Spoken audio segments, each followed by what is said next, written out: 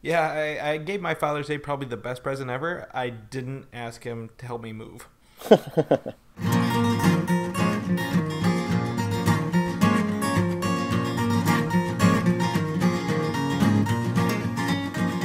A modern podcast where Chris and Mike talk about TV, movies, superheroes, and everything in between. It's time for Superhero Slate. Hello, everyone, and welcome to Superhero Slate, the show where we run down the latest superhero entertainment news. We love TV, movies, and superheroes, so let's talk it all out. My name is Chris Dillard. And my name's Mike Royer. The news this week has hit the proverbial fan. Okay. Marvel skipping Comic-Con. Uh-huh. Star Wars is awakening some forces. Mm-hmm. The X-Men arrive next year, and more. Yeah, and this is like a run and gun show for us. Usually we like to be, fairly professional, and we run this stuff down before we start recording, but you are kind of in a persnickety situation right now, I guess. I am. It's really crazy. I just got a new boss on Friday. Uh-huh. On top of that, I'm moving apartments today, so I have nothing around me. So you might hear like an echo. Yeah, it is a little echoey. I'm in my room that I normally record in, but nothing's in here but like these two beer boxes. One's holding my microphone, and the other's holding these two mini shot glasses full of unsweet tea because all the glasses are gone. So this is actually like a really fun picture to paint for the listeners. Is like, I imagine you in this like totally empty room, literally like sitting like on the floor with a box in front of you, and there's no glasses, so you are just drinking out of little shot glasses. That's too funny. That is the exact picture right now. So welcome to today's show. Yeah, we want to get you out of that empty apartment before it's too late. Well, there is a flip side to this, and this is something we probably need to talk about next week, or on Wednesday or Thursday. I'm going to Texas for 5 days to visit my girlfriend's friends down there who are married, and we needed a little vacation, so we thought we'd just drive down there.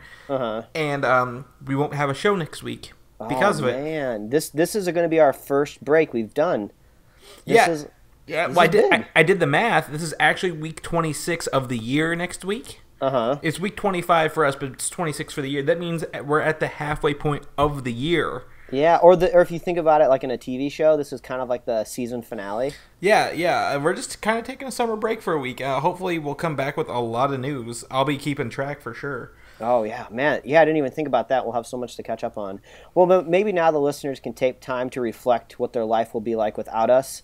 And they'll come back in full force. Yeah, that's right. We have 24 episodes after day 25, if you include our spoiler cast. Oh, yeah. Under our belt. So please go listen to the older ones if you haven't, because we'll probably refer to something we've said before, and no one will get it. Yeah, I'm not too sure how evergreen a shows about news are, because you could probably go back and listen to an older episode and be like, oh, they're totally wrong talking about all this stuff. Yeah, but we're pretty funny, so they could have missed a good joke. Yeah, that's true. You don't want to miss out on the pure jokiness of the show. Yeah.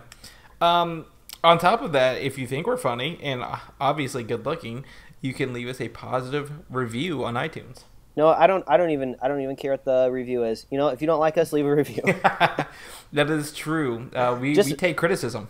Yeah, just make sure it's 5 stars, and if you want to yell at us, we'll feel better about ourselves if you're yelling at us with 5 stars in our face. Yeah, that'd be pretty good. I'd be down with that. All right. Well, enough begging. Yeah. Well, enough of that.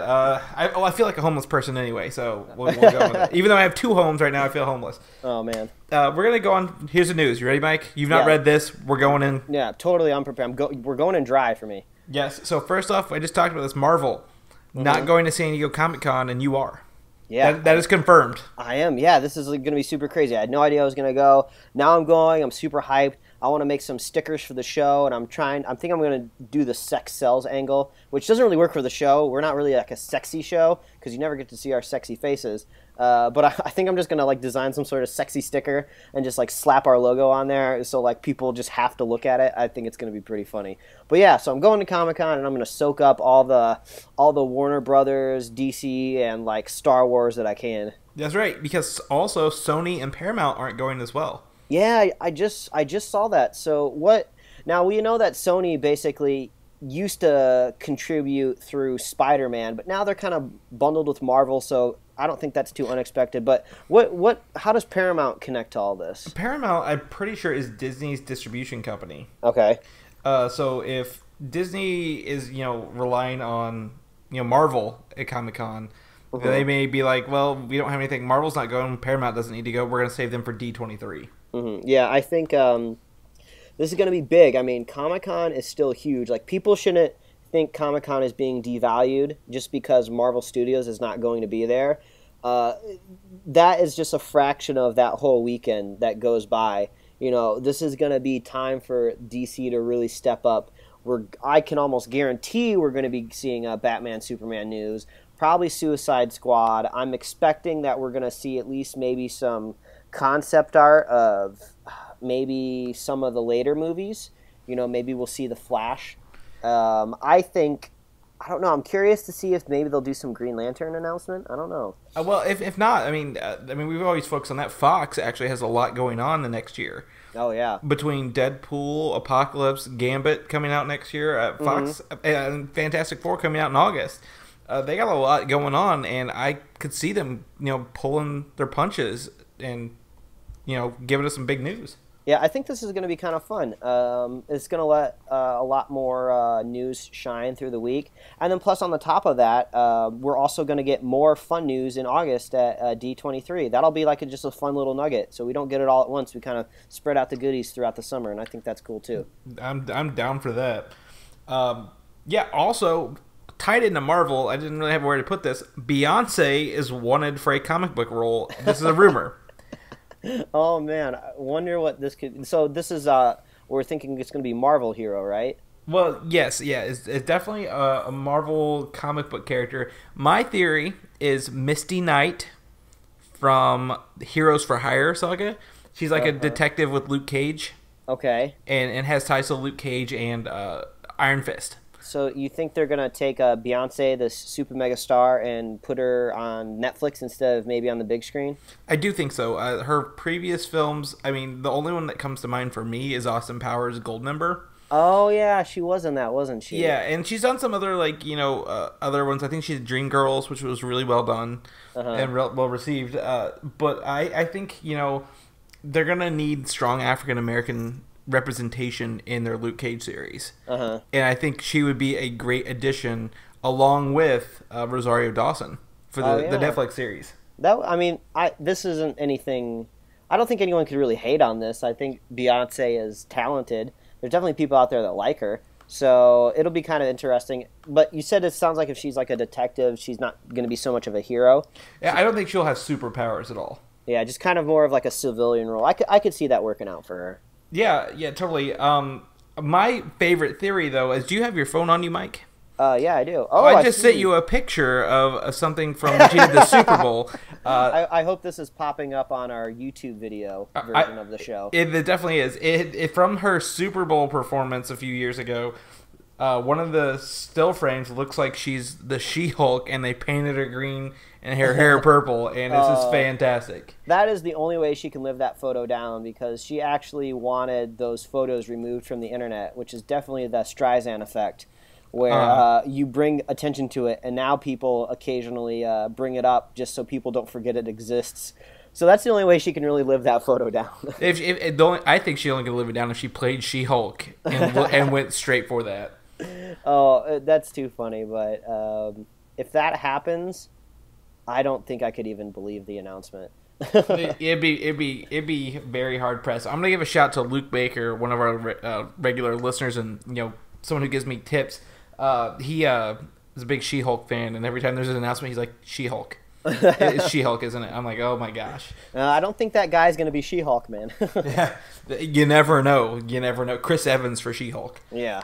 Speaking of Chris Evans, actually gives me a segue into Captain America: Civil War. Yeah, what do we got going on here, buddy? There was some shooting this week using practical effects. There's a video of a truck driving down a street. Oh yeah, I actually did get to see that. That was really cool, because the title was very inconspicuous. It just said, watch this and see what happens. And I see this truck going down the street, and all of a sudden, like, bam! It like rolls over. Then it like. I don't know if this is like spoilery, because there's really I don't think it is, but it's just basically a truck like running into some shit, and they actually had to build that stuff that it ran into. So, like, that's just super cool. I love that. I think the best part, and I'm not going to say it's a spoiler, is when it flips over, it hits a bridge and tears the bridge in half. Yeah, that was. And so I was like, rad. oh my gosh, that's amazing. I love that they're doing practical effects. Is the whole point. Well, and the thing is, and when you watch it, you know there's a lot of dedication that goes into it, because this isn't something that they could do even once in a week. If they didn't go off right, they have to build that bridge again. So, like, that's just super cool, because all that time and energy and thought that has to go into just a couple seconds, that's, like, super cool. I love that. Yeah, definitely. Also, an image popped up saying the Center for Disease Control from the set this week, which kind of gives me some ideas of where the story could be going. And I'm not going to tell anybody about it. I don't want to ruin anything, but we may talk about it later as time comes up. But I just think that's cool. Center for Disease Control is... They haven't really touched on that kind of thing in comic book movies yet. Yeah, so it looks like they're calling it the Institute for Infectious Diseases. Yeah. So very close to RCDC. The IFID. Yeah, I guess maybe if I thought about it a little bit harder, I could maybe think about where this could go. But I really don't know off the top of my head how like an infection or a disease rolls into the Marvel universe. I'll tell you what, there's the reason, I guess it's not really a spoiler because this is not going to be. Jeff Johns wrote an Avengers series, actually, if you didn't know that. Jeff Johns is famous for all his DC work, and he pretty much runs a DC cinematic universe called Red Zone. And it was like a 6-part series from like 2003. And it involves the Red Skull and a group of Avengers, which don't really like it actually has She-Hulk in it, so we can't really use that team of Avengers. Well, if Beyonce's rolled into it, we can. But I mean, it's Black Panther, Iron Man, Captain America, Ant-Man, Vision, Scarlet Witch. That's a pretty good. It's a pretty good similarity to what's going on with what we've heard about this movie. Yeah, I think I'm just really curious about this film because obviously they can't do the full Civil War story. They just don't quite have the scale. Even though they are bringing lots of heroes in, it still doesn't match up to the comic book. And then plus, they're missing out on just a lot of the places it can go.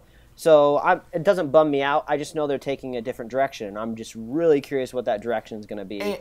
And with how good Winter Soldier was, like I'm so hyped.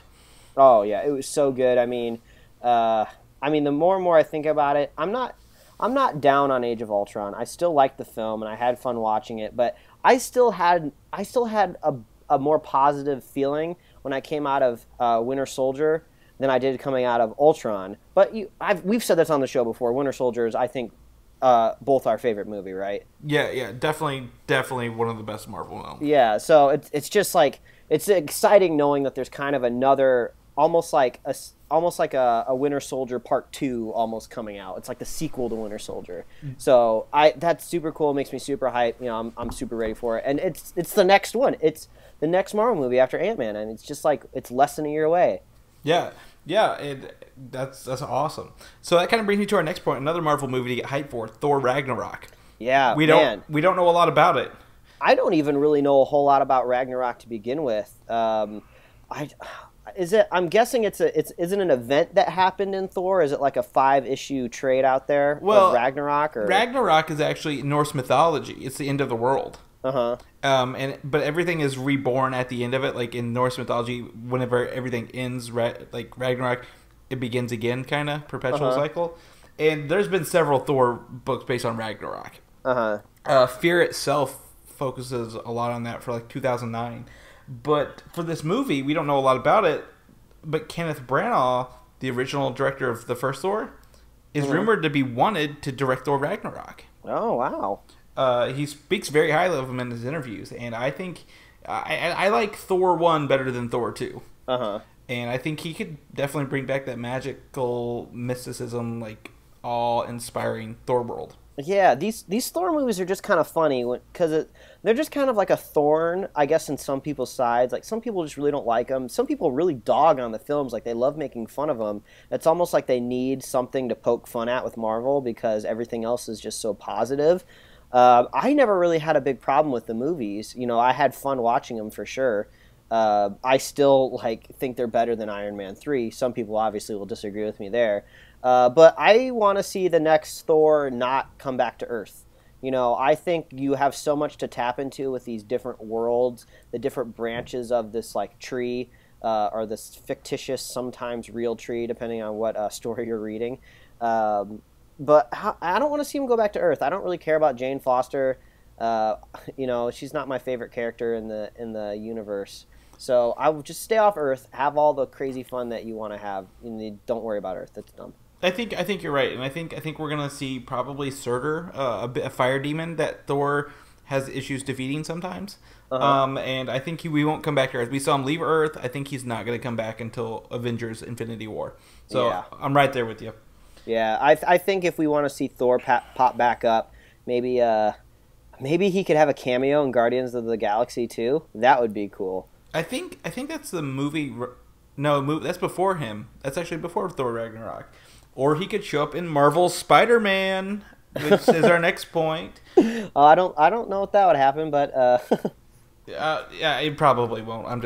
He is the next movie. The end credits might lead into that movie. Oh, okay. But anyway, this next thing is Tom Holland, one of the top runners for Spider-Man, posted some videos on Instagram of him on his backyard doing some kick-ass flips and tricks. And those are pretty Spider-Man-like moves. Oh, yeah. Huh. You think maybe he's... I mean, obviously, I think any sort of a celebrity in the limelight, kind of likes to show off for the camera, but this seems to be a very specific way of showing off.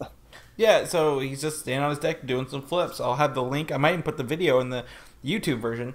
But I mean, if he's not Spider-Man, like that's a pretty big tease right there. I mean, I think we've kind of talked this to death. I wish they would just announce it officially. I don't really want to wait until August anymore to finally get this name. But I honestly don't even really care anymore. I think anyone can be Spider-Man as long as they have some sort of a personality to them. So I trust casting for sure. If it's somewhere involved with Marvel, someone knows what they're doing over there. So I'm not too worried. Yeah. I just want to make sure that we're getting a good movie. That's all that matters to me. Yeah, we probably will. I feel pretty confident about this, and I'm glad they're taking their time. Yeah, I feel like I've almost fallen out of love a little bit with Spider-Man lately, just because I feel like he's not been given justice on the screen. I feel like we've seen versions of Spider-Man that the director wants, but I feel like we haven't seen a true version of Spider-Man brought to life on the screen as if he was taken out of the pages of a comic book yet. We've gotten close, and the versions we've had have been fun in some capacity, but I want to see just a real freaking Spider-Man, man. I think you will. Oh, yeah. And instead, I'm just going to put your attention elsewhere with Star Wars. Your probably favorite thing ever. Star Wars! I'm sorry, second favorite thing ever. We'll get to your favorite thing later. For Star Wars: The Force Awakens, we had 3 new images that kind of leaked. Oh, wow, I'm seeing these for the first time right now. Right, so actually what's funny is 2 of these images were reportedly leaked, 6 months ago, when someone drew them after they saw them. Because they didn't have the images, they drew them. Looked exactly like the ones they leaked. So we got Harrison Ford on looks like the Millennium Falcon with Rey and Finn. Yeah, I see them. It looks like they're in the cockpit. They're looking at something. Supposedly she's looking at what's called the Green Planet, which we believe to be Yavin 4 from the end of the battle. I think that's like the first Star Wars is that Green Planet they're on, Yavin 4. The Rebel base is. Also, the second one shows off the Chrome Stormtrooper, Captain Phasma, and Domhnall Gleeson, who looks like he was playing some sort of Grand Moff character, or he's in charge of a Star Destroyer. Yeah, he's definitely it looks like they're on a bridge, because I can kind of see windows in the background. I'm more curious about what they kind of have in their little HUD display that looks like some sort of a virtualization of a face, possibly. It's really, really hard to tell, honestly. Yeah. Reports are that instead of using the Sith that this character usually sends out to do his dirty work, he's currently busy doing something else, so he's sending this Chrome Stormtrooper to take care of something else. This Chrome Trooper is just sick. It looks so cool. And I'm really hoping I see some Chrome Trooper cosplay at Comic-Con, because I want to get a picture. That'd be pretty slick. I want to see those pictures, too. And lastly, we have a Rebel pilot played by Greg Grunberg from Heroes, is what I remember him as. Yeah, that's right. He's got a beard, and he looks a little chubby, honestly. But we may have our Wedge character for the next 3 films. Maybe he's the son of Porkins. Oh my gosh, I hope not. But yes. I mean, Porkins is dead, but that doesn't mean he can't come back. Yeah, he's gonna get his revenge. That's a reference to your comic there. Just a little slight plug. So there's some Star Wars Force Awakens high on our hit list for this year. Probably going to be the #1 movie ever. Yeah. If I would take some money. Yeah, I mean, Jurassic Park's sitting nice now, but I mean, I don't want to get too big for my britches here, but I think Star Wars is going to shatter every Friday night opening, every first night opening, every weekend opening record that there is. And I feel like I could say that this could be bigger than Titanic and Avatar. I'm just going out there just because it has such a big fan base. Everybody knows Star Wars. Everybody knows more about Star Wars than they knew about the Titanic before the movie came out, even though the Titanic was a tragedy. But it's just going to be huge. I mean, like, it's fun. It is fun getting this hype. Like, I don't care if everything falls flat and nothing's as good as it ends up being. I don't think it will be, but it's just fun getting excited. I haven't been so excited for a film in a really, really long time. Yeah, it's something. It's an event. It's not just a film. It's an event. But here's a fun fact I want to throw in before we move on to our next Star Wars fact. Star Wars episodes 4, 5, and 6 are being shown for the first time in theaters in China this year. Oh, yeah. We got to get that Chinese audience. We got to get that moolah overseas. Yeah, they were not released in theaters when they first came out, and they were kind of banned. But, bootleggers could get them, and they could watch them on DVDs and Blu-rays later, but they're putting them back in theaters now in China so people can watch them in the cinemas. Well, this is the one thing that's nice about a fictitious world that is not set on Earth, is we don't have to worry too much about pandering to the Chinese audience, because we talked about that atrocious scene that was added to Iron Man 3 for the Chinese audience. We don't have to worry about any of that in a Star Wars movie because there's no China, there's no United States in this galaxy far, far away. So this is just going to be fun. I'm so excited. I'm fun. Yeah, it's really, really thrilled. So we're going to talk about Star Wars Rogue One really quick. Forrest Whitaker, the actor, joins the cast of the movie Rogue One. That guy is talented. Yeah, so I don't have really much else to say about that, but Forrest Whitaker is now in Star Wars Rogue One. And that just makes the Star Wars news even better. It does. So we're going to jump into Kick-Ass. We haven't really heard a lot of Kick-Ass. A lot of people did not like the second movie. I haven't seen it yet. I read, after I saw the first movie, I read the first trade, and then I think Kick-Ass 2 came out after the first movie, I believe, due to the popularity of the film. I might just be talking out my ass. Maybe it didn't. But the second book was brutal, and I never got around to watching the sequel to see if it even came close to matching the brutality of that second book. Yeah, I actually own it and haven't watched it. It's just one of those things. It's a Marvel imprint, but I don't care enough to really watch it. Mm-hmm. The first one was good. Did you like the first one? No. Oh, I really liked the first one, so I guess we'll disagree on that. I mean, I guess I read the book first, and I don't want to be, the book first kind of person, but, like, in the book, he's a blonde-haired kid, and he's, like, skinny, and then they cast, Aaron Johnson, who looks nothing like the character in the book. I have a feeling it does kind of come down to what you read first, because I saw the movie first, and I loved it, so. Yeah. So, but for this, they're talking, Matthew Vaughn, the director, I think he directed the first one, is talking about doing a Hit Girl prequel movie. That's going to be kind of difficult considering the actress is much older now. Much older and much taller. But if this goes off well, I mean, since there's hardly any interest, they can kind of do what they want. It could lead into actually filming Kick-Ass 3, the finale of the Kick-Ass series. Oh, man. Yeah, they did do that. I do believe they did some sort of run with Hit Girl, but I didn't know if it was a prequel or not. But I could see them maybe not necessarily a prequel, but maybe it's just a standalone Hit Girl movie, and then it just kind of incorporates maybe flashbacks of her life when she was younger with Nick Cage, her dad. I could kind of see that working. Yeah, I honestly don't know, since Nick Cage is also getting pretty old too. But Nick Cage he's immortal. Ageless. He's ageless. Yeah, we don't have to worry about that. Yeah. So I mean, I can go either way. I don't care. But I mean, that was some talk for those people who enjoyed the Kick-Ass films. You should probably cross your fingers that Hit Girl gets more, so they can actually make Kick-Ass 3 and have yourself a box set on your shelf later. A full trilogy. I don't know. Plus I don't one. Know if Do we consider it a Baker's trilogy? I think we should invent. If that term is not invented, we should try to lay claim to it.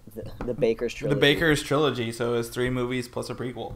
Oh man, that's good. Oh, that's so. I am so impressed that you just invented that term off the top of your head. Because I've always thought about, like, what do you call that? Like, we've used to have the standard trilogy, but then they wanted to do that 4th movie for the money grab if they couldn't quite turn it into some sort of crazy 6-movie franchise. So now it's called the Baker's trilogy. Like Transformers right now is a Baker's trilogy. Yeah, that's true. But they're making another one, so I guess it's really not a Baker's trilogy. Oh, we'll see. We'll see. Yeah. But yeah. Anyway, Fantastic Four is next on our hit list. Yeah. What do we got going on? I got this today. Some soda images for Crush Soda. Soda images. Right. Reveal some character portraits, but the Thing is pretty naked. Well, I mean, you can't really see his shorts. Does he usually wear shorts? He does, but I've seen some other images I don't have access to right now that show he doesn't have any pants on. Oh. Well, he is a big old rock, so as long as he doesn't have a rock dong, you don't have to worry too much about it. He is not rock hard, if you will. But he is buff in the buff. Well, this image is making me thirsty. Yeah. I mean, so we got cherry soda for the Human Torch. We got grape soda for Mr. Fantastic. We got strawberry soda for the Invisible Woman, and orange soda obviously goes with the Thing. But it's making me thirsty, so I guess their marketing might be working. Yeah, they got a crush on you or something. I'm trying to make another pun. I need a trilogy of puns there, and I couldn't get it. Yeah, but this verbiage of collect 4 fantastic flavors, no one's collecting soda. They're going to drink them. Funny story, as much as I love my fiance, she attempted to collect all the Dr. Pepper cans with the Avengers on them. And I'm like, I like Avengers, yes. She's like, do you want them? I'm like, oh, yeah, I'd love to collect soda cans.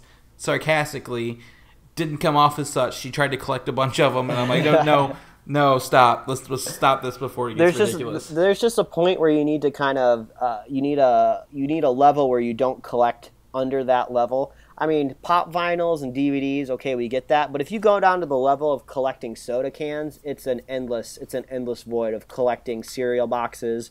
Like I think Captain America's on a Wheaties box, and you don't have room for Wheaties boxes in your apartment. Yeah, the sad part is they're actually not on the cans if you look at this promo image. Yeah, what the hell? These aren't even branded cans.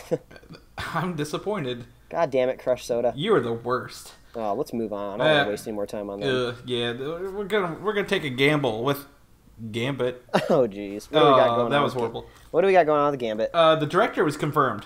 Ooh, who do we got? Rupert Wyatt to direct. He did the Rise of the Planet of the Apes, which is the second one. I don't know. Wait, actually, it's the first one. Rise is the first one. Okay, yeah, because it's opposite. Everyone says it should be the other way. Okay, so I like the first one. So I think the second one was better, but the first one's still not bad. Yeah, the first one's not bad, so I'm okay with this.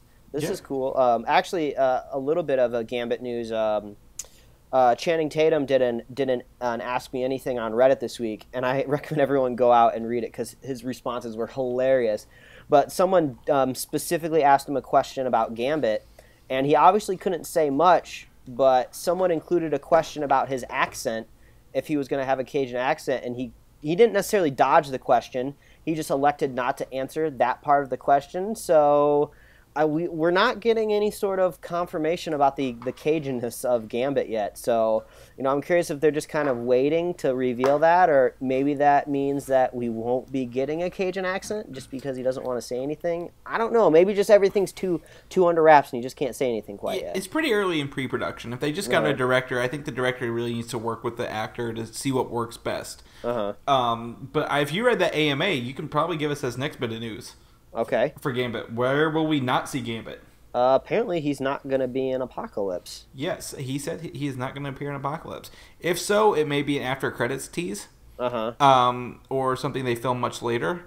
But he's not part of the main cast and probably won't be seen very much at all. Yeah, well, I don't know. This is going to be kind of weird because this is going to be the second standalone character movie. First Class was almost kind of a Magneto origin, but they kind of retooled it. So we've just had a standalone Wolverine movie. This is just kind of like you said, it's going to be a gamble with Gambit. You know, I think he was a lot of people's favorites because he was just so charismatic in the cartoon show. Mm-hmm. So they did a really good job kind of turning him into his own, like, fun character. But doing a whole movie around Gambit does seem like we're going to have to wait and see more. I can't honestly say if I'm going to like it or not. Honestly, I've been reading some comics, and Gambit was in one recently, and I cannot stand to read his speech bubbles because of his accent. And I'm like, why would anyone think this was cool? So maybe you think they're just putting it on too thick. Yeah, they might be. Again, I think they're playing up to the fan favoritism that happened in the 90s. Oh, yeah. Well, you know what I think is pretty funny? This is always one of those things that you can dispel really quickly. If they want to make a Gambit character that doesn't speak with a Cajun accent, you just have to have another character say in the show, like, well, wait a minute, from your South, why don't you have an accent? Then you could just say something really simple like, not everyone has an accent.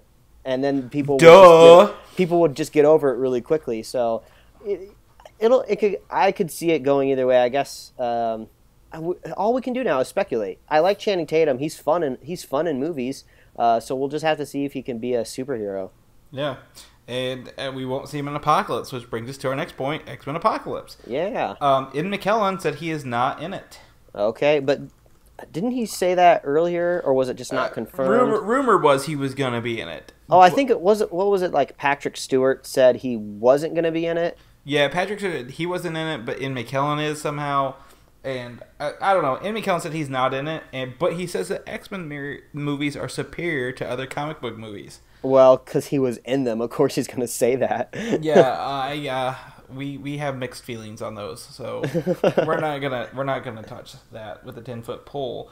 But recently, Hugh Jackman was confirmed for Apocalypse. Man, we just got to get as much Wolverine as we can before he retires from the role. Just such a solid, perfect casting. It's going to be kind of sad to see him go, honestly. It is, but, like you say, I hate to see you go, but I love to watch you leave. So maybe he can go out with a bang in Wolverine 3. Oh, yeah. I'm curious if they're going to possibly kill him off. I think I'd like to see him killed off in a very nebulous way, where maybe he saves a bunch of people, we just kind of assume he's dead, but maybe just under the circumstances, we're just not too sure if he's dead. Maybe kind of like that little spinning top at the end of Inception, where you think at the very end it could go either way, but then you're never going to know just because he's not coming back. I think that could just be fun. Yeah, it's going to be interesting to see how they do that and then cast a new one and work that into their universe. Oh, man, that'll be a whole cycle of podcasts. We'll be talking about the speculation of his casting years down the line. Yeah, probably not too far away. Something else Hugh Jackman is X-Men Days of Future Past, the last X-Men movie. They released a new trailer for the road cut. We're not going to put it in the video. It's not worth noticing. Click on the link in our show notes, though, if you want to watch it. There's only a snippet of it where Wolverine wakes up and he's like, Rogue. And I'm like, oh, well, that wasn't in the movie. I guess that's the only new part we get to see. They make that last 17 minutes. Oh, jeez. But, that was it. I want to put that on everyone's radar. That it's out there. Yeah, well, we all know that you're going to be probably the first people to watch it, so you can kind of give us a synopsis of when it comes out. Definitely. Next up is kind of not a movie, but Batman related. Okay. We don't talk about Batman very often, but Batman Day is returning. I didn't know there was one. Yeah, I didn't know there was a Batman Day either. It's a September 26th, and Batman Day is coming back, and there's going to be Batman things on that day, apparently. Well, does this have anything to do with that Bat Kid? No. Documentary? No, it's totally different. Okay, because I've heard a little bit about that. I'm assuming it's just a documentary made after that kid who did his Bat Day in like San Francisco or whatever. Yeah. There's definitely a documentary day about Bat Kid, but this just said Batman Day returns in September, and that was kind of like the news. And well, we'll need to make a Batman themed episode for September then. Yeah, it's definitely for comic retailers, so I'll probably see more of it in the stores, but it's not till September, so we'll wait. Well, we did talk about how DC is kind of rebooting their universe. Yes. So maybe the Batman run will kind of start then. Because actually Batman run never ended, which is weird. It's one of those that's continually ongoing, that the events just happen in the series and they keep going with it. Well, I have a feeling there'll probably be some sort of comic event. They'll start something new with Batman. Yeah. Maybe they'll do one of those like gimmicks where they kill off Batman oh, Batman dies, but then he just comes back like normal. I'm not going to touch that with a 10-foot pole. You're not touching a lot of things with the 10-foot pole. I don't want to ruin things. You just need to put down all your poles and you can move more freely. Well, I'm trying to install a stripper pole in my new apartment, but... Oh, okay. Well, you can tell us more about that next week. Pictures, or it didn't happen. But anyway, yeah. So next up is a little something we've not talked about. Fantastic Beasts and Where to Find Them. Oh, that's some Harry Potter news, isn't it? Yes, it is. How did you know that?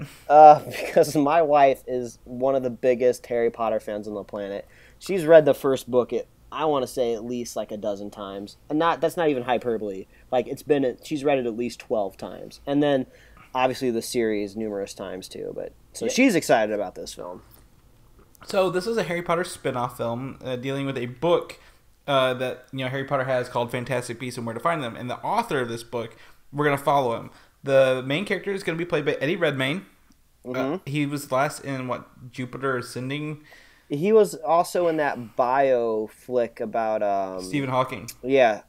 Yes. Yeah, Stephen Hawking. And I remember he was in Les Miserables, or however you say it. Les Marbles. Yes, Les Miserables. And then they also cast the main female lead as Catherine Waterston. Oh, okay. I don't know who she is, so we're just gonna roll with that.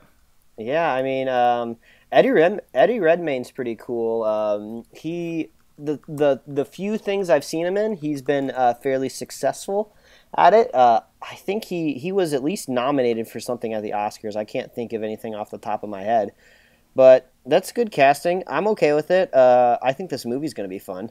Yeah, I think we need to go back to Harry Potter world, the universe, but not with Harry Potter. Mm-hmm. And this will be a great way to do it. Yeah, well, I just looked up Catherine Waterston during our little chat here. Nothing I've really seen her in has popped up. It looks like she was in Inherent Vice, which I did not get a chance to see. So obviously, if they're going to put her in a so-called Harry Potter movie, they got some faith in these people because that movie's going to make tons of money. Yeah, well, her character's name is Porpentina, which is hilarious. So, whatever. If you know more about Harry Potter than us, email us. Next up, Mike's favorite movie. Yeah, apparently so. TMNT 2. In your opinion. Yep, and my opinion's the only one that matters at this point. Okay. The actor, Stephen Amell, posted a picture of what appears to be Casey Jones' car from the film.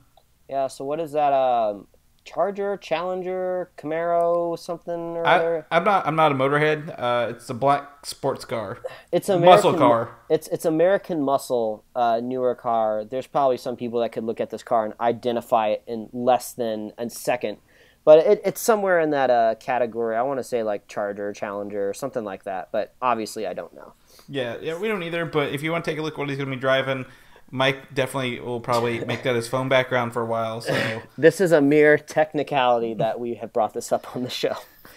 I've worked really hard for that one, so yeah. I'm proud. I like to see what you can dig up, honestly. Yeah, when I really set my mind to something, I can get some good news. Now it's going to be fun to see what turtle news that you can pull up when the movie comes out.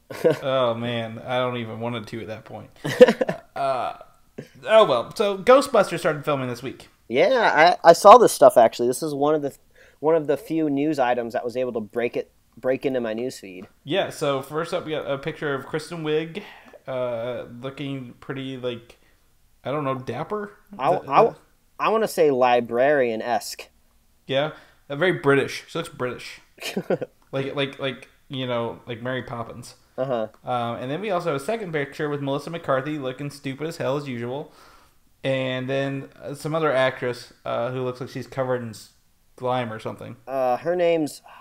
It's right on the tip of my tongue. I can't think of it right now, but I've loved what I've seen her in, which is really ironic considering I can't think of her name. But either way... Kate McKinnon. I don't think you should dog on McCarthy so much. I don't know if you've had a chance to see Spy, but it's getting really good reviews, and that was her latest movie. So it definitely comes down to not what movie she's in, but who's directing her. Because I've heard nothing but stellar things about Spy, so that's just good news for the Ghostbusters front. Yeah, Spy's at a 95% on Rotten Tomatoes, and that's pretty good. It's just something about her face. Oh, She's one of those people with the face. Oh no, I will wholeheartedly disagree. Well, she's carrying what looks like a radio she stole out of somebody's car with her Converse sneakers on. So I don't know. I'm excited for this. I want to see where they go with it. I'm not a person who is against an all-female Ghostbusters reboot. I want to see where it goes. Yeah, we're not. I think we've said this before. We're not too precious on the first two movies. We don't think they're bad. We just don't hold them. We don't covet them into our childhood. So we don't really care too much. Yeah.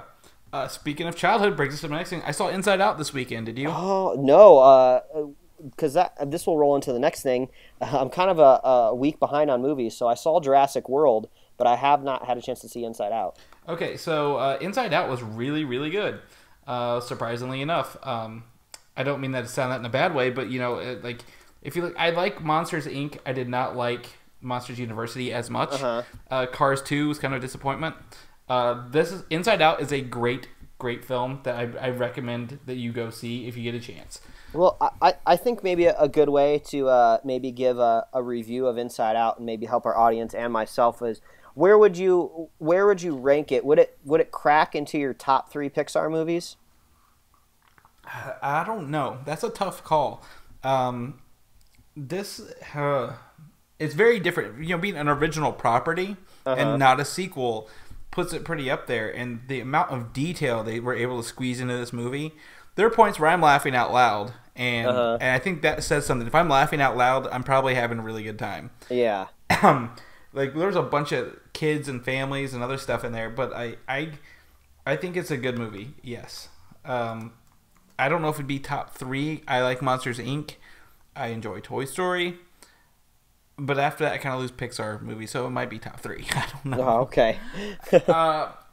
I don't know. The thing is, It's unique. I hope they don't do a sequel to it, but these are going to be characters you're going to be seeing around for a little bit. Yeah, they had very unique character designs. They all very much stand out on their own. So you'll be seeing little kids wearing T-shirts of them. A red T-shirt for anger and like blue for like sadness or whatever it is. But yeah, this is definitely a movie I've wanted to see because I've been looking forward to original Pixar ideas. But probably something I'm going to have to catch next weekend. But I'm glad of what I'm hearing. Yeah, definitely. If you get to see it twice, the detail is so fantastic. Like, I cannot believe the detail they were able to squeeze into this movie. Nice. And I'm big. Bug's Life. Bug's Life is top 3. Sorry, this one's not top 3. Oh. But yeah. So anyway, next up, Jurassic World. You saw it. Yeah, I finally got to see it. So I thought maybe, obviously, since the news that we're leading with right now, that it's the #1 weekend opening ever, which is huge, I think it's safe to assume a lot of people saw this movie. So I thought since we both saw it, maybe we could kind of do just a small little spoiler review, like maybe just take a couple minutes and just talk about like our favorite parts of the movie. So I think if you haven't seen the movie yet, you can just pause and just scrub through your player maybe like 2 or 3 minutes. Well, we'll have time codes. You can jump to the time codes in our notes. Yeah, well, just depending on what you're watching it on. So, let's just talk about some of our favorite parts for the next couple minutes. It was so much fun. This movie was just so much fun. Like, I specifically, when I went to the movie, I went in with the thought of, this is going to be fun. I don't need to be comparing this to the first movie. The first movie was just, I don't want to say like a masterpiece, but it was just an excellent movie, one of Spielberg's best. So I wasn't going to compare that to that, but I tried to get into the same vibe of I saw it when I was a kid and I was scared of it and I wanted to see the dinosaurs. And just a couple seats down from me in the movie theater row, a kid sat down roughly the same age I was when I saw Jurassic Park, and I was like, this is this kid's Jurassic Park. When he grows up, he's going to be talking about this movie. So it really helped me get into the zone. I just had so much fun watching these dinosaurs fight each other. I'm just going to jump right to the end here. When they're just like, the kid's just like, we need more teeth. And I'm just like, what is he talking about? More teeth?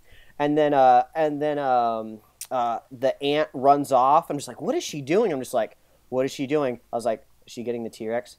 Is she getting the T-Rex? She's getting the T-Rex. And then like she opens up the gate, and then we get that iconic shot that with the red flare and the T-Rex, and then the flare is reflected in his eyes, and I'm just like, oh shit, this is crazy. It kind of brought me back a little bit to Pacific Rim when I'm just watching this over the top like monster fighting. Oh man, it was just so much fun. I love that part, and I thought of a lot of the things that were going to be issues I got over pretty easily. Chris Pratt had some cheesy dialogue, and it was really bad in the context of the trailer, but I felt it worked really well in the film, and everything was just so fun. Now, the movie isn't bogged down with a lot of crap. It just has a lot of fun in it. I like how they have that one character who bought the old Jurassic Park t-shirt on eBay, but they're just like very much like, no, we don't want you wearing that. A lot of people died there. It was a tragedy. Yeah, so I think you bring up several good points here. It's fun. It's enjoyable. You don't have to tune in. It's smart, but it's not overly smart. Yeah. And there's all those little homages to the original film, and I don't feel they burden the movie by trying to reference that original one. And again, I talked about this last week. They don't play beat for beat on the original movie. The original island is there, but it's not beat for beat for the original movie. Yeah, it was just kind of weird because I was expecting things to happen, and it just wouldn't. And they just kind of took a little different angle on it. So I love the Indominus Rex. I love that they found a way to basically make this pure creature of destruction. We never felt bad for it. We just loved just the havoc that it wreaked, and it just tore through the park, just causing problem after problem after problem, and it was terrifying. And I loved just how they didn't know where it was, and it was just hiding in the park, so it could pop up at any moment. So that was pretty scary. I liked that. It wasn't quite as scary as the original Jurassic Park. The original Jurassic Park almost feels more like a horror, scary movie than it does like an action movie. This one definitely feels more action vibe to me, but I just love the whole motif of the park being open and then dinosaurs not being fun anymore, so they have to engineer them. So I thought that angle was explained really well, but the sequel's announced. I'm really curious what angle they're going to take for a sequel, because I feel like they've run most of the stories. I made a joke to my wife after the film. I was like, the next movie, the dinosaurs have to be on the moon. That's the only logical progression. Like, they've been everywhere else. Dinosaurs on the moon makes sense. See, that's funny, because I hadn't heard there was a sequel announced, so that's awesome to know. Yeah, well, they said Chris Pratt was signed on for another movie. And I would just assume with the crap ton of money they've made with this movie and how successful it was and how they kind of left it open-ended with, the embryos getting away at the end of the film, there's going to be another film. I'm just hoping they can find a decent way to write it. Yeah, I enjoyed it. I gave it, I think it was 4 out of 5 Jurassic Parks on Comic UI. I had 2 complaints. A lot of CG. I missed the practical dinosaurs of the first one. A lot of CG, like the raptor CG, I think is what it was. And then they never found the Barbasol can with the embryos, and I'm sad. I'm so sad. Yeah, that would have been a nice little wink and nod. That would have been fun. That would have made everything worth it if they mentioned that Barbasol can that they lost in the first one. So. Yeah, I can agree with that. Some of the CG was kind of hard to get past, especially those cracking eggs at the very beginning of the movie. Yeah, how do you open with that kind of horrible CG? Yeah, that was awful, but everything else was just so fun. So go see this movie. It was great. You're going to have a good time. You're not seeing the next Citizen Kane. It's got a fucking T-Rex in it. You're going to have a good time. Yeah, definitely. So what we're going to do is we're going to jump into TV news real quick. I still want to try to keep this in like an hour range, so might go through this pretty quick. Okay. Hawkgirl is in development at CW. And we saw her on The Flash, actually, in the last yeah, wow, this is episode. This is news I didn't know, and I'm really into this CW universe. It's really fun. Obviously, Hawkgirl was announced for this Legends of Tomorrow kind of miniseries. So that's cool, but it sounds like her character is really strong, so it's going to spin off into its own thing. That's cool. I think it's safe to assume just a casual comic reader, especially if they don't read DC, don't really know much about Hawkgirl. I don't really know much about her. I don't really know her origin or really anything except that she flies around with wings and she has a mace. So I think that's a lot of room to develop a fun character. So I would love to see the angle that they take with this, but yeah, I'm excited for the Flash to come back. So right, yeah, I want to see her. I want to see her in Legends of Tomorrow before I give her a go ahead. But I'm glad the discussions are happening. Yeah, next up there's a Fear the Walking Dead. It's like a 30-second promo for Fear the Walking Dead coming to AMC. It's like a prequel to The Walking Dead. I'm not really gonna be that thrilled for it, to be honest. Well, you don't really watch much of The Walking Dead right now, as it is. Do you? No, I'm totally tuned out. but this one, is the 30-second promo was a guy running away from zombies that we don't see.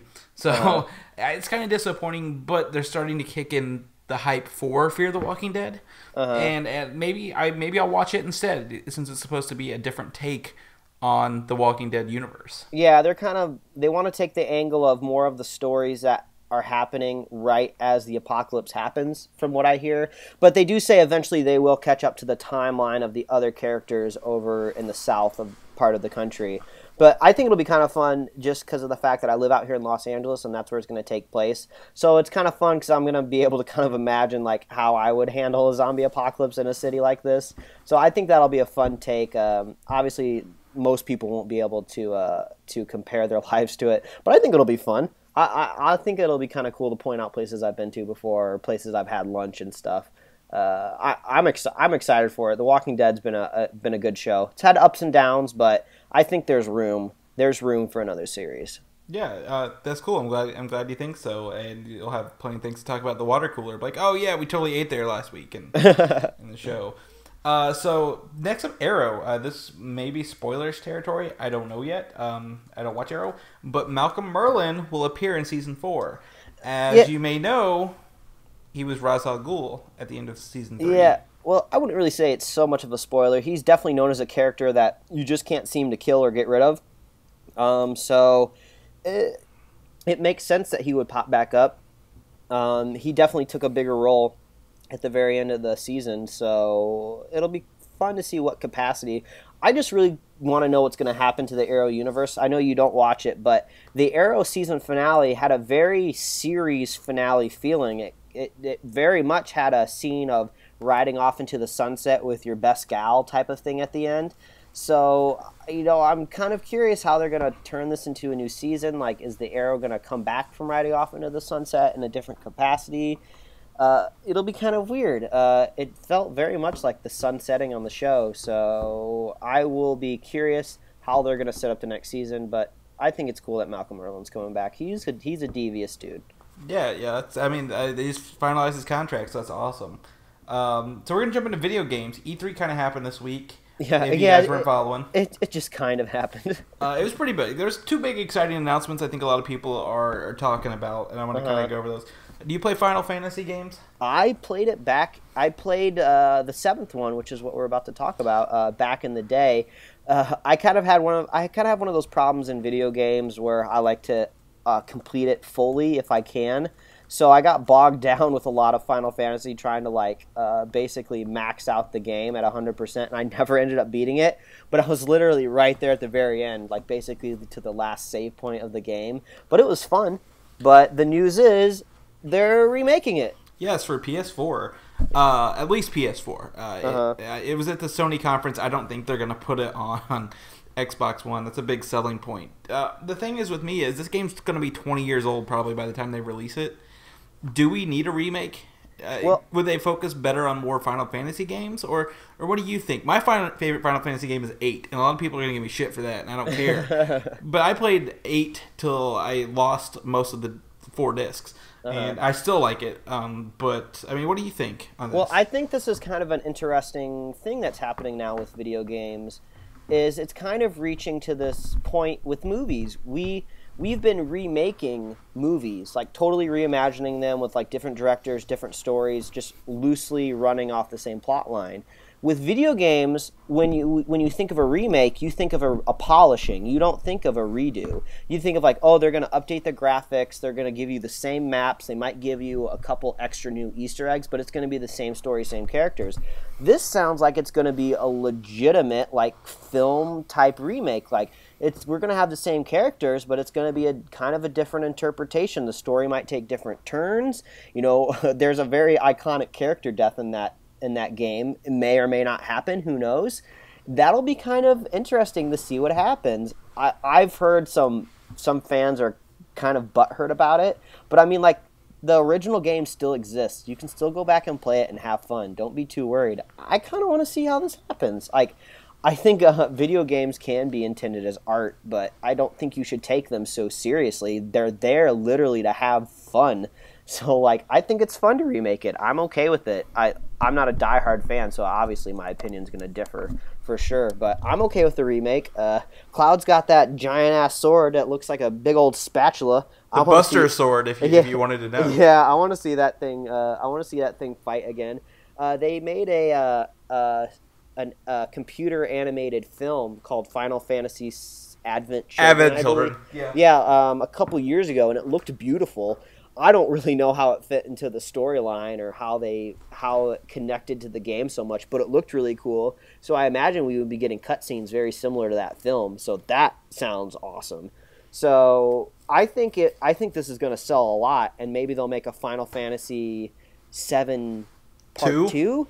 7-2? Yeah, I think that'll be cool. I mean, if you open up to a remake, you open it up to these new stories with a new plot line. And I mean, like, the Final Fantasy games are always kind of known for their original characters and original stories every game. I'm okay with making like a trilogy out of the Cloud character. He's a cool dude. He's kind of very Japanese, very in tune with the Japanese game. So I'm looking forward to this.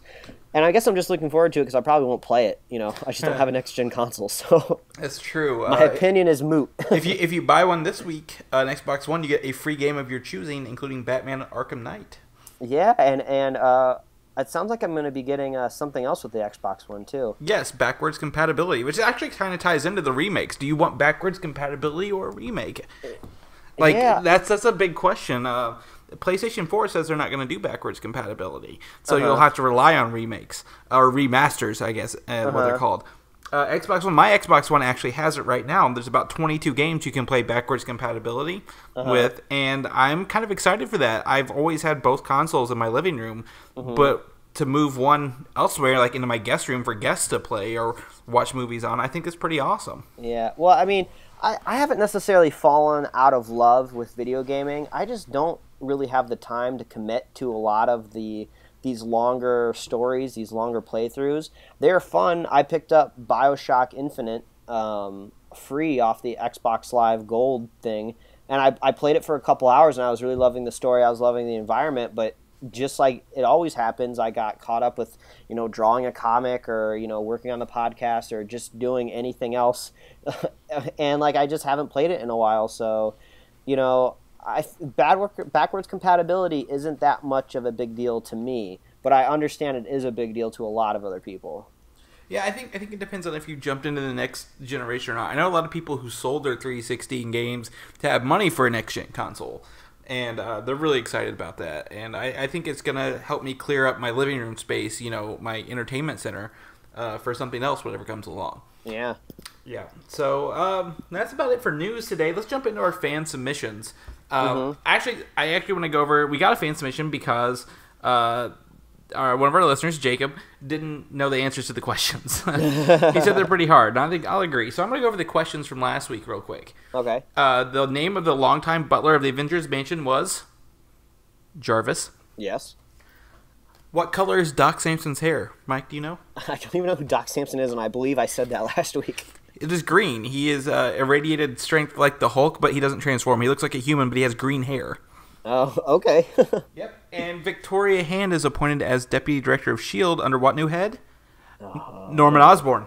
Wow. So those, I will agree, those are pretty difficult questions. Maybe with exception of the first one, because like you said, if you kind of watch, what was it, Earth's Mightiest Heroes? Yes, he's in Earth's Mightiest Heroes. Yeah, you can kind of get that first one. But yeah, so Jacob just kind of wanted to know what's a good starting off point for comic books. I can personally attest to this.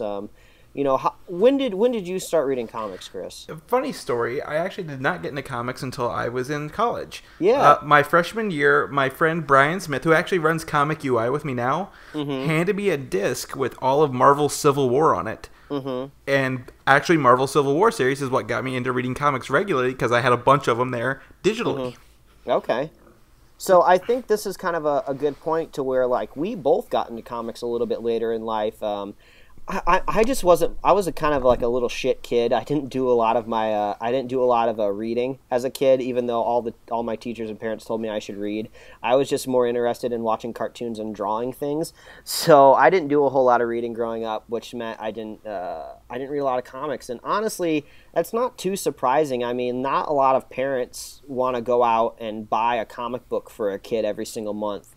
And especially if they want to follow multiple storylines, like, no one really wants to be throwing all that kind of stuff at a kid. They want them to be reading books and doing their homework and stuff like that. If you're lucky enough to grow up with comic books, I envy you. Yeah. But the point I'm trying to make is it's never too late to get into comic books. They're fun. There's kind of some things you need to know. So before we kind of go into recommendations, you should kind of know that how comic books currently run.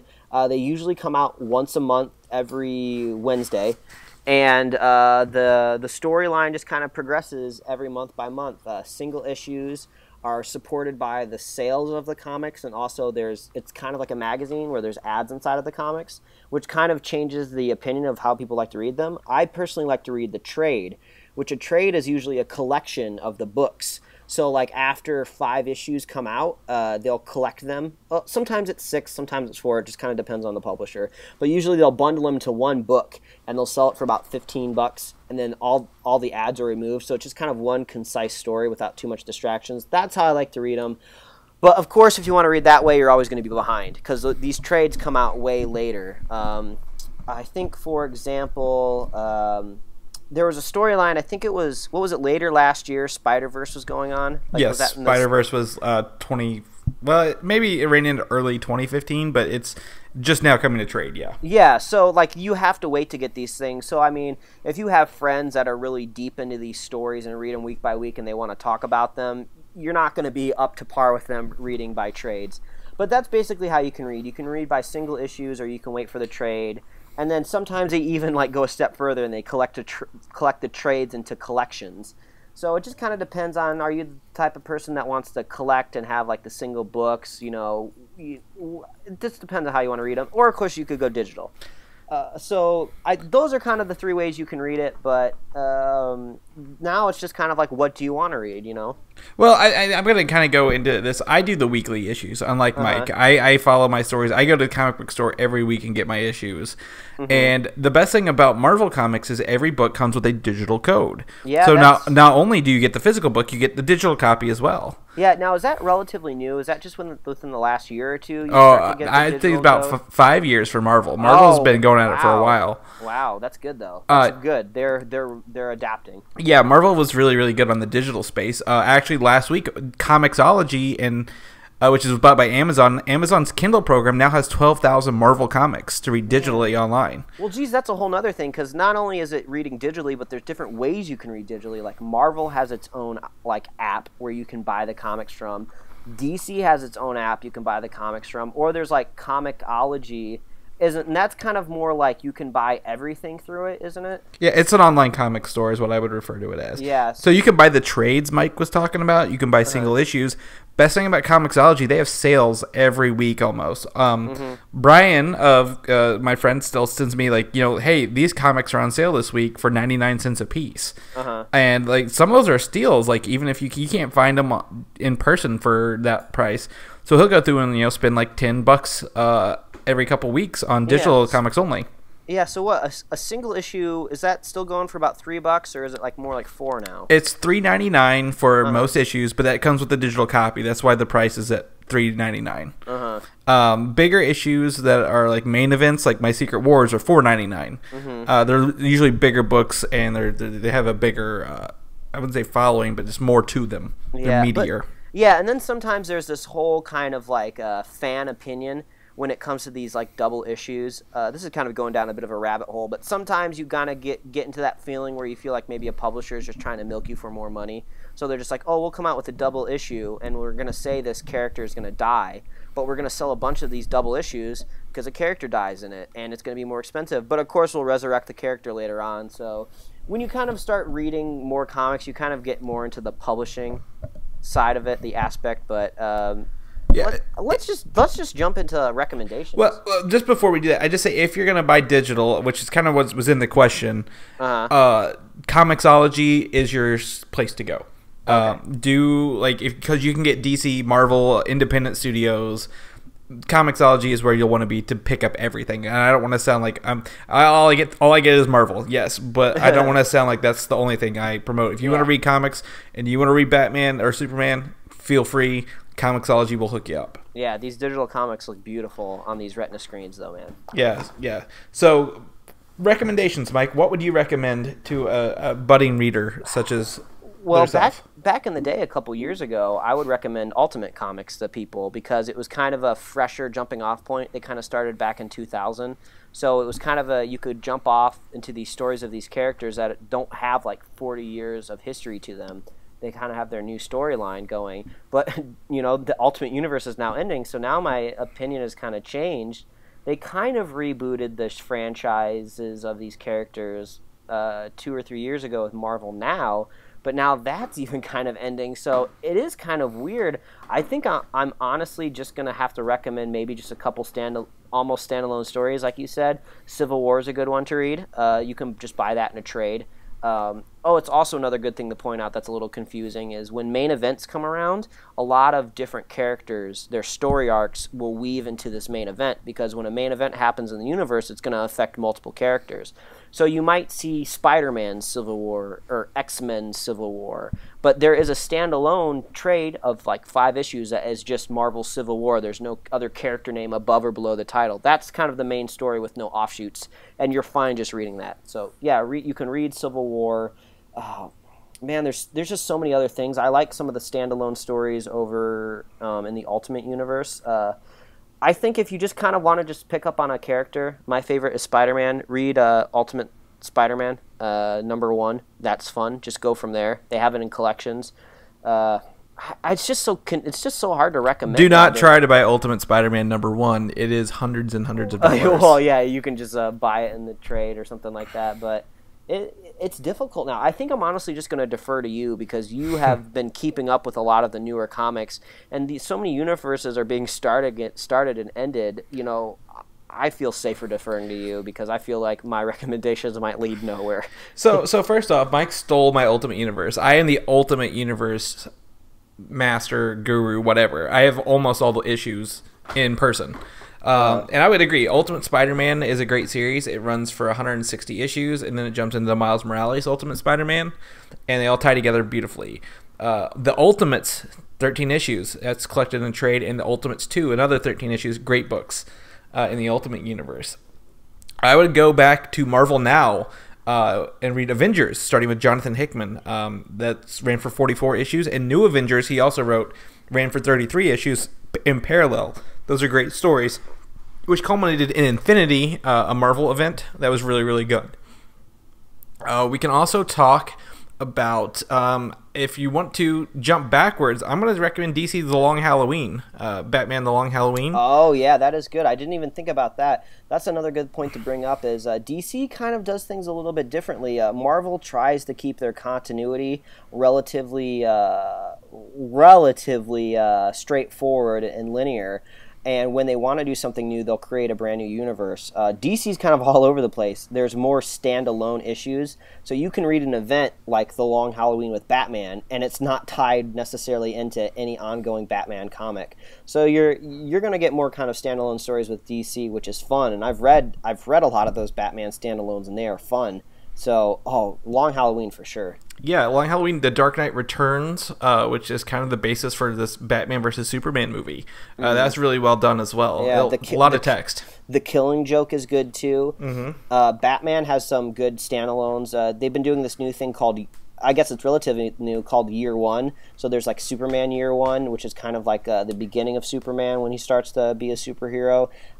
There's like a Batman Year One, I think, and also Year Zero for Batman that I hear is pretty good. Yeah, there's a ton, like even Marvel does Year Ones, like Fantastic Four Year One and Spider-Man Year One. So anything Year One will give you a history of that character.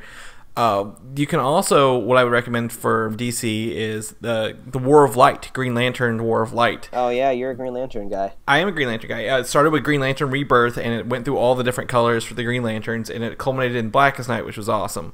Flash Rebirth, I think you can attest to that. Didn't Andy read that? Yeah, Andy read that. She loved it. It's on our kitchen table. I need to pick it up and read it.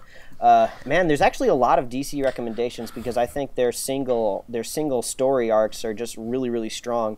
The Killing Joke is huge. That always comes up in recommendations where you can really get a brutal look at the Joker's psyche. That one's good too. So yeah, just basically if you just like go onto any website and just look for a Batman story, you're gonna have a good time. I wouldn't even say that. You can go to Comixology and look at their best sellers and probably get a good idea of what you should be reading as well. That's true too. So I think it's not necessarily coming down to comic book recommendations. I think it just comes down to more just understanding like how these comics are released and what the deal is when they're published, like during events and stuff like that. So just I think the best thing is don't get too bogged down with trying to be a completionist and trying to digest all of the story to be a super trivia comic book mastermind. Just go into a comic book shop, just find a trade that looks appealing, grab it, and just start reading and go from there. If you really like it, move on to the next one. If you want to know more, go back and read what happened before. They do a really good job making stories that you can just kind of pick up anywhere. Yeah, and always go to your comic book store, ask the retailer, and they will tell you. They're pretty good. They're pretty good people, honestly. They'll tell you what they enjoy and probably get you hooked on stuff. Yeah, and they love talking about it too, just like we do. We love talking about stuff, and that kind of ends the show today. I'm gonna say. If you have any more questions, we want fan submissions next week, actually. If you get, or I guess in 2 weeks, right? Yeah. Fan submissions. If you guys have questions, want us to talk about anything, let us know. Send it to us. Our Gmail, superheroslate@gmail.com. Tweet at us at Twitter, Superhero Slate at Twitter. But if they want to talk to you or get a hold of you or follow you personally, Mike, how can they do that? Well, they can always follow me at Mike Royer Design on Twitter or Instagram, and also you can go read my webcomics over at pickledcomics.com. I've been back into publishing those, so look for them hopefully every Tuesday now. So sweetness. My next one is definitely inspired by Jurassic World. So if you were paying attention when I was talking about Jurassic World, I think you might have an angle of what the comic's going to be about. But what about you, Chris? Where can they find you? Well, you can find me at Twitter at Valdan, VALDAN, or on Comic UI, news.comicui.com, and we have a Facebook and Twitter as well, so that's where you can get me at. Oh, wow. Well, and always, of course, I think I forgot to say this last week, please go to superheroslate.com. That is the best place to find everything that we do. We put the show up on YouTube that you work very, very hard on. We have it up on, we share it on Tumblr. We have it up on SoundCloud. There's so many places you can connect to the show. You can like us on Facebook to get all the updates right to your news feed. There's just a great way to connect to us. We have a contact form set up there so you can easily contact us if you don't want to open up your email client, or you can just email us at superheroslate@gmail.com. But I think the best thing to say is just go to iTunes. Go to our iTunes page and drop us a review. I don't even care if it's 5 stars. If you like the show, maybe you'll want to review it. That definitely helps us get out there and helps other people find the show. Yeah, so that's it for this week. Don't look for us next week. We'll be back in 2. Yeah, go do something productive with I need to go unbox everything. Yeah, oh man, True Detective gets on tonight. Oh, if you're not watching True Detective. Ooh, that gets on tonight. Aqua Teen's Hunger Force last season. Yeah, that's true, too. So, yeah, let's go watch those TV shows, man. Cool. We'll see you guys later. All right, see you guys 2 weeks. Bye, everybody. Bye. Thanks for listening, and don't forget to subscribe.